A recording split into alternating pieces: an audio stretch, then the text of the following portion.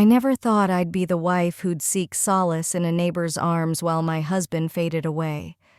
My name's Margaret, and this is my confession, raw and unfiltered, a story of betrayal so sharp it cut through my devotion and left me in ruins. If you're watching, you're already hooked, caught in a truth that feels like relief, until it's a weight on your soul. This isn't about love or redemption. It's about infidelity, the kind that blinds you and dares you to run. Stay with me, because this one's going to unravel you. It's a tale of loneliness, lust, and a guilt I couldn't bury. It was a humid August evening in Charleston, South Carolina, the air thick with jasmine and quiet despair. I was 50, living in a charming low-country home, with my husband, Robert, 55, bedridden from a chronic illness that stole his strength and our intimacy. Our love was still there, but his body couldn't respond, leaving me hollow yearning. Our neighbor, Lucas, 42, a divorced landscaper with a rugged charm, filled the silence. His broad shoulders and warm brown eyes stirred something I thought I'd lost.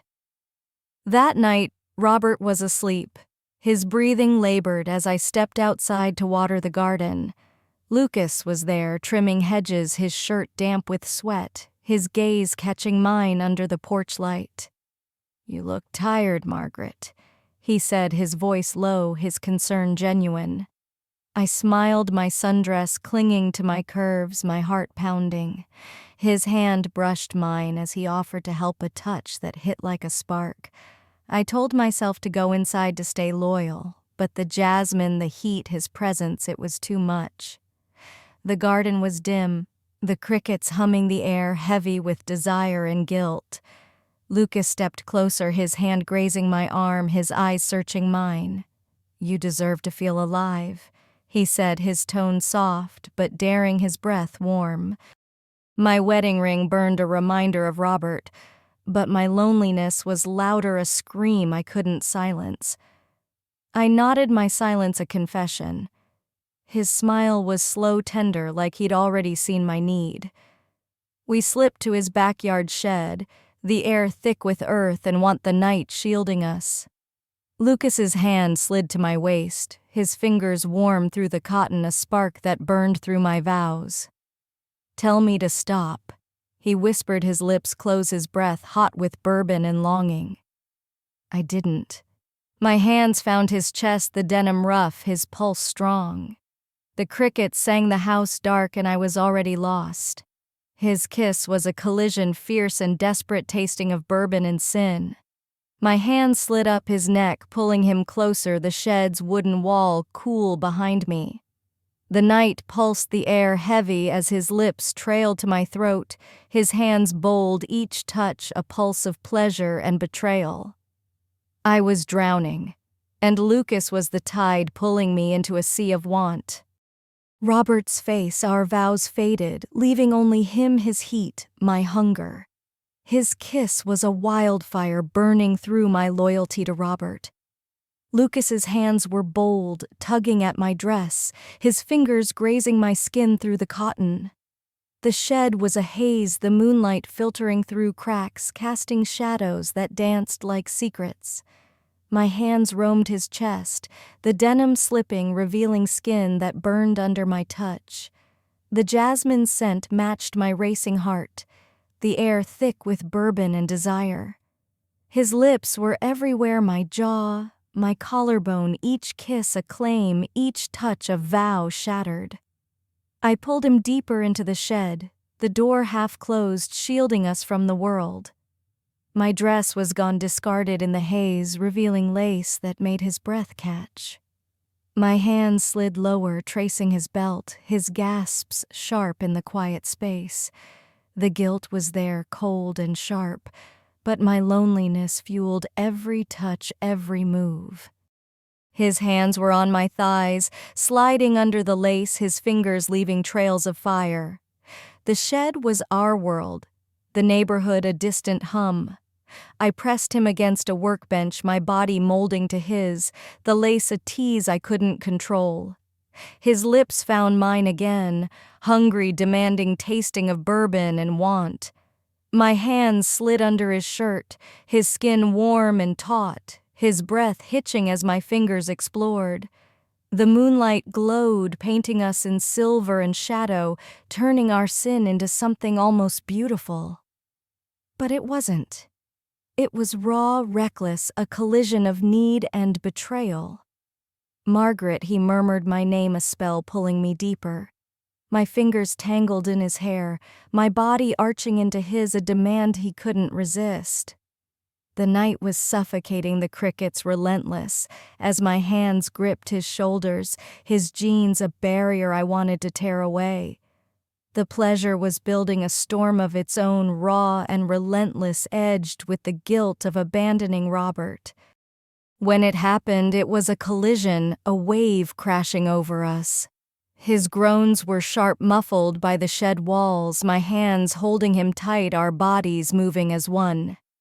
The pleasure was fierce, overwhelming, a betrayal that felt like escape. The workbench creaked, the night heavy with our heat, my sin unfolding.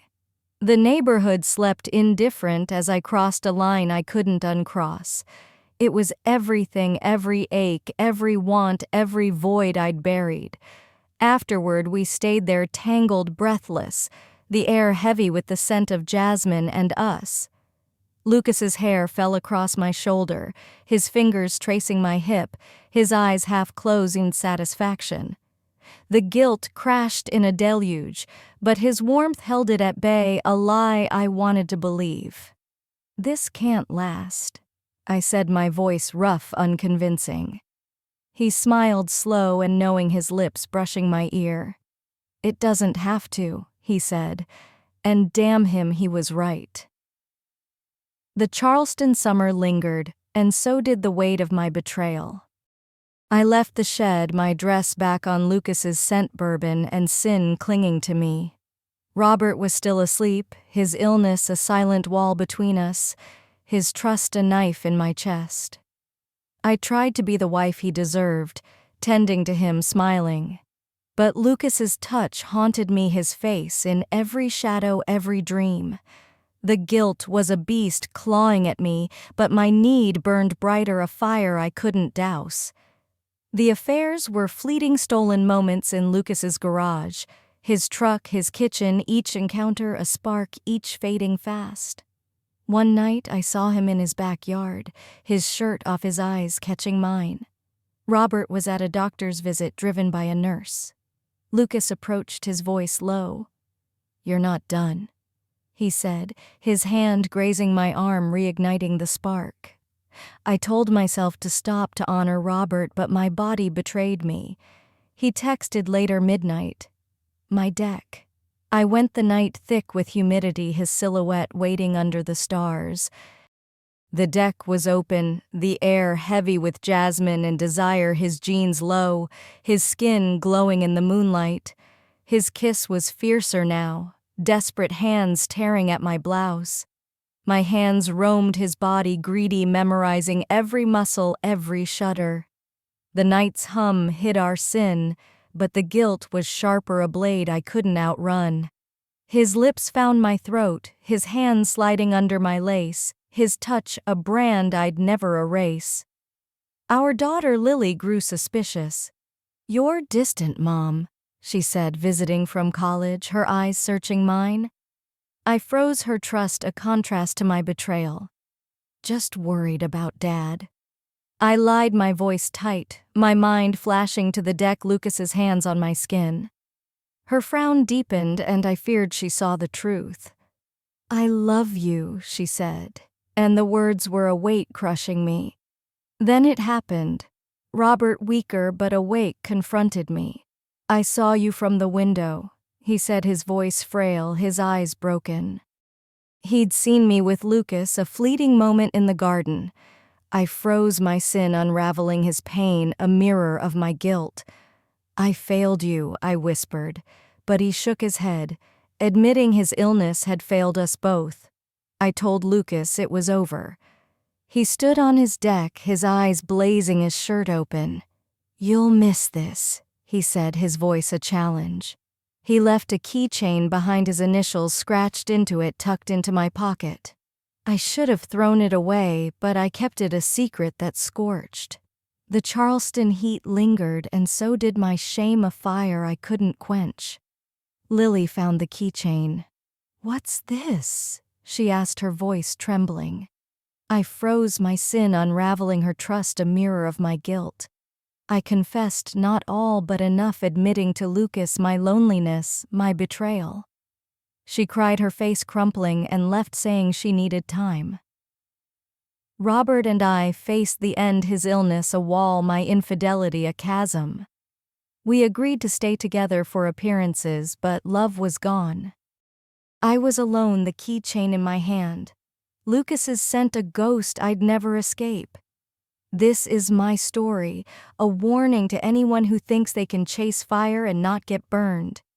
If you've watched this far, you know that loneliness, that ache for what you shouldn't take. So hit that subscribe button, drop a comment, call me a fool, a sinner, or just a wife who broke. Like the video or don't, but share it with someone who's felt infidelity's sting. Check out my other stories, they're just as raw, just as real. Ever sought solace in a forbidden touch? Spill your secrets below. I'm listening, and I've been there.